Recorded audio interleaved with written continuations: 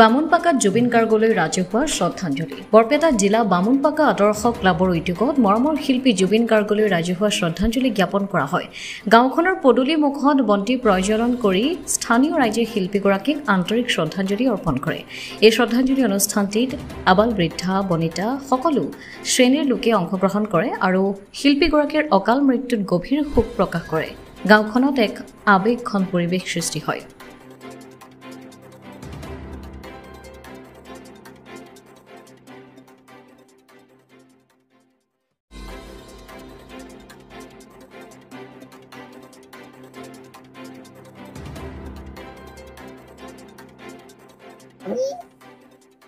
বিশ্বৰ প্ৰথম humming king হিচাপে খ্যাত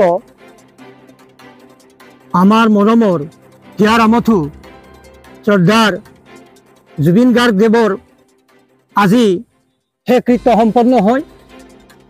আমি মৃত্যুৰ দিনাৰ পৰা কাৰ্যসূচী লৈ আছোঁ তেখেতৰ আত্মাৰ সদ্গতিৰ কামনাৰ্থে, আৰু আজিও আমি দিনজোৰা কাৰ্যসূচী লৈছোঁ। আজি এই সন্ধিয়াৰ সময়ত আমাৰ বন্তি প্ৰজ্বলন হয় আৰু এই বন্তি প্ৰজ্বলন বামুণপাকাৰ আদৰ্শ ক্লাবৰ সৌজন্যত অনুষ্ঠিত হয় আৰু সমগ্ৰ ৰাইজ পুৰুষ মহিলা আবাল বৃদ্ধ বনিতাই ইয়াত অংশগ্ৰহণ কৰে। ইয়াত আমাৰ সকলোৰে অতি মৰমৰ অতি চেনেহৰ হিয়াৰ আমঠু জুবিন গাৰ্গৰ আত্মাই যাতে চিৰশান্তি লাভ কৰে তাৰ কাৰণে আমি আজি এই সন্ধিয়াৰ সময়ত ভগৱানৰ ওচৰত প্ৰাৰ্থনা কৰিছোঁ। এই আমাৰ মৰম চিৰদিন আমাৰ হিয়াৰ মাজত থাকিব আৰু জুবিন অবিহনে আমাৰ এই সমাজত এটা অশান্তিৰ সৃষ্টি হ'ব বুলি আমাৰ সকলোৱে ভাবি আছে।